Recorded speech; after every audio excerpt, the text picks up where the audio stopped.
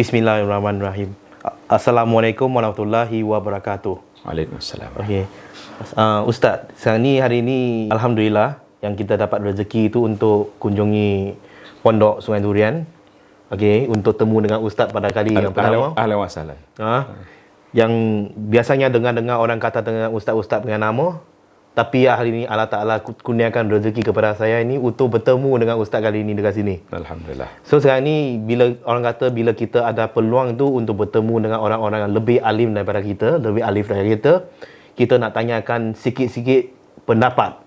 Supaya kita lepas kita tinggalkan tempat ini, kita dapat satu poin tu untuk kita amalkan supaya sampai next time kita ada rezekinya untuk bertemu lagi. InsyaAllah.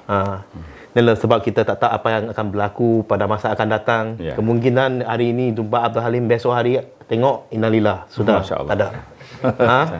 Dan lepas tu sekarang ni nak tanya, sebab sekarang ni yang kita berusaha ni bawa Persatuan Cina Muslim Makmah. So kita berusaha, kita nak memajukan dalam usaha dakwah. So sekarang ni saya nak tanya ustaz satu soalan lah. Sila. So yang tentang bagi ustaz itu, banyak orang dia kata dakwah kepada golongan belum Islam lagi penting daripada dakwah kepada sesama orang Islam. Tapi bagi saya punya pendapat, saya rasa dua-dua pun penting.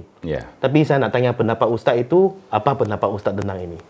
Baik, terima kasih saudara Abdul Halim kerana sudi ziarah kami dan juga Profesor Dr. Johari yang ziarah Pondok Sungai Durian. Ini nama dia Pondok Sungai Durian. Pondok ini telah diasaskan oleh bapa saya tahun 1958. Sudah 60 tahun lebih. Tapi pondok kita ni kepada orang yang sudah Islam saja.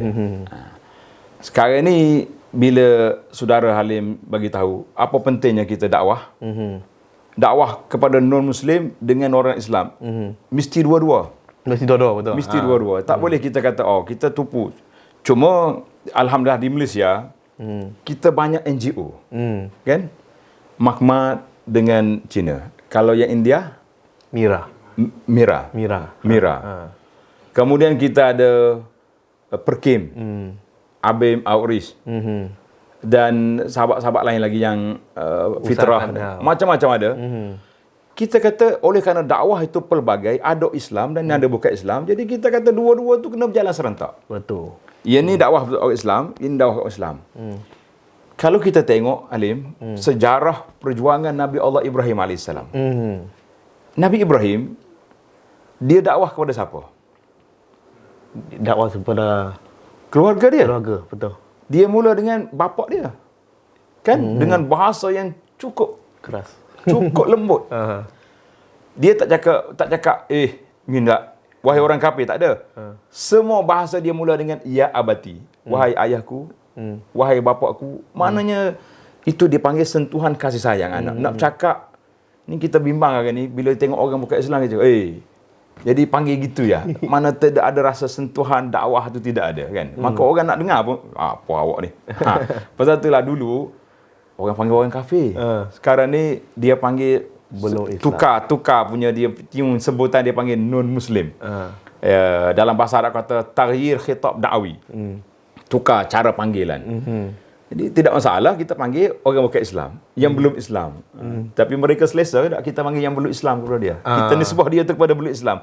Dia orang boleh terima ke macam perli pula. Actually banyak itu dia bagi saya. Belum Islam itu orang belum Islam. Maksudnya dalam tu dia bawa doa kita kepada dia, mungkin pada masa akan datang dia akan jadi seorang Muslim. So santai itu orang itu yang dengar kita kata kawan-kawan saya juga. Saya kata you belum Islam lagi, you bukan not Islam, non Muslim. Ataupun kafir pun bukan. You belum Islam lagi. Dia kata, "Oi, saya tak mau jadi Islam." Tapi you dia kata dengan saya ni, saya kata dengan dia, you tak boleh stop saya doa you jadi Muslim. Dia pun tak boleh nak buat apa. Sebab you tak boleh stop saya doa untuk you. Yalah itu hak kita. Ini doa saya. Dan ini kawan saya, in between saya dengan kawan-kawan saya punya. Alhamdulillah. Lagipun macam ustaz yang tadi kata itu, sebab sekarang ni kita bergerak banyak di Pantai Timur ni, di kawasan Terengganu, Kelantan, walaupun Pahang itu untuk bergerak. kita pergi jumpa-jumpa golongan belum Islam, macam tadi ustaz yang kata yang tentang gelaran kafir, non-Muslim. Berlaku juga banyak tempat masyarakat Cina. Ustaz tahu tak berlaku apa? Yang sebab mereka duduk dekat dengan masjid. Dan lepas tu mereka lama-lama, sebab bila kita kuliah, speaker besar-besar dia berdengar. Dan lepas tu ustaz-ustaz yang bagi kuliah itu, dia sentiasa cakap kafir tu. Dan lepas tu dia kata bukan apa, ini bebas. Yang mereka bagi pendapat. Tapi mereka rasa tak selesa macam mereka dipanggil sebagai kafir. Yang masyarakat Cina dekat situ. Lepas tu yang kita mengapa santai itu kita pergi program-program dakwah itu dia penting. Sebab bila kita macam Pomen. Kereta itu kita kena hantar pergi alignment dan balancing. Kita keluar itu kita macam pomen yang bergerak. Kita nak pergi dapatkan apa yang negatif mereka, kita buat alignment bagi mereka supaya mereka lulus balik. Dan mereka itu tak tahu dia kapi dengar tak tahu itu maksudnya apa. Dia ingat jahat kita panggil dia. Tapi yang bila kita bagi dia tahu dia bagi negatif yang tentang kapi. Actually kapi itu di sisi makna dia adalah seorang itu dia ditutup dengan kebenaran saja. Dia bukan jahat pun. Bukan jahat. Dan lepas tu mereka faham. Dan lepas tu jika kita tak keluar untuk berdakwah, jumpa dengan mereka rasa kafir itu kita panggil dia orang jahat. Itu persepsi dia. Persepsi dia. Itu yang kita kena betulkan kepada pendakwah kita. Yang pendakwah itu kita kena bagi tahu dia tentang buat alignment macam kita buat kereta yang alignment. Betul baliklah. Betul baliklah. Alhamdulillah. So lepas tu ustaz punya pendapat itu dua-dua itu penting. That's why sekarang ni satu lagi soalan saya nak tanya dengan ustaz. Belum tu. Tadi kan kita kata Nabi Ibrahim dia mula dengan siapa? Keluarga dia yang bukan Islam. Bagaimana dengan anak-anak dia? Alim ingat? Tak. Di antara nabi yang banyak berdoa kepada keluarga Ibrahim. Betul. Wajnubni wa bani ya an na'budu al-islam. Ya Allah, jauhkan aku dan keluarga aku. Itu dakwah kepada orang Islam. Mana dia nak jaga keluarga dia ni supaya tidak terperangkap dengan agenda-agenda yang menyalahi agama. Betul. Maknanya kalau kita letak dua perkara. Itu dakwah Nabi Ibrahim sangat penting dalam gerak kerja kita bersama dengan orang bukan Islam sebab dia dalam keluarga dia. Dalam keluarga dia sendiri, ayah dia sendiri Azar tu yang pembuat patung tu. Bukan main dia punya ada kilang patung sendiri. Dia toke ayah dia tu. Maka dia kerja. Bila dia dapat anak yang Muslim, dia doa. Maka kita kata model dakwah kita, uswatun hasanah kita kepada Nabi Ibrahim AS.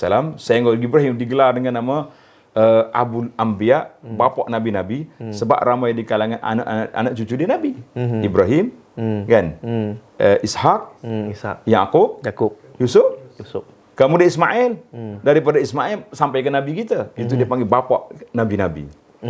Kemudian Abul Hunafa, mana dia ni orang yang membawa ajaran yang murni. Sampai hari ni pun kita tak lepas nama Nabi dengan Ibrahim. Allahumma salli ala Muhammad wa ala Ibrahim. Tengok nama dua. Jadi dakwah kita ni elok kita jadikan satu kajian kita kepada dakwah Nabi Ibrahim AS dalam berdakwah kepada dua-dua kumpulan. Alhamdulillah. So lepas tu that's why satu santai tu bila kita jumpa kita kena dapatkan sikit point. Sekarang hari ini itu saya dapatkan satu poin daripada ustaz. Maksudnya yang baik kita ikut teladan-teladan yang baik yang disyorkan oleh para sahabat Nabi, Nabi Ibrahim, Nabi Muhammad sallallahu alaihi wasallam. So lepas tu yang itu adalah satu teladan untuk kita.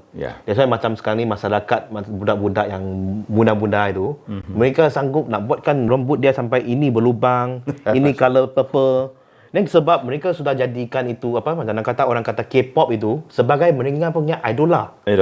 Dan mengapa santai itu sebelum Islam itu saya pun ingat juga ustaz. Mengapa itu orang balut sampai begitu macam ni dia tak panas ke? Macam dengan serban dengan jubah yang tebal-tebal berjalan bawa matahari yang panas. So lepas Islam saya memahami cerita Nabi sampai saya kenal Nabi. Saya macam nak kata dia jadi satu. Jadi dia jadikan idola saya dan saya sanggup ikut apa-apa kelakuan ataupun segi pakaian yang dia ikut. Itu sebab kita tahu faham cerita Nabi, betul tak? Ya. So sekarang ni bagi macam mana seruan-seruan macam nak kata untuk yang para yang menonton short video ini, video-video ini. Dan jikalau kita nak cintakan seseorang itu, kita tak pepatah kata tak faham maka tak cinta. Tak cinta. So lepas tu jikalau kita nak tahu betul-betul yang apa-apa, biar kita jadikan Muslim yang kita memahami dan kenal siapa itu Nabi kita. Sallallahu alaihi wasallam. Supaya kita dapat memahami mengapa Nabi kita buatkan kesemua ini dan kita faham dan kita amalkan. Dan sama-sama kita selamat di dunia sampai Dan akhirat. InsyaAllah. Assalamualaikum warahmatullahi wabarakatuh. Assalamualaikum warahmatullahi wabarakatuh.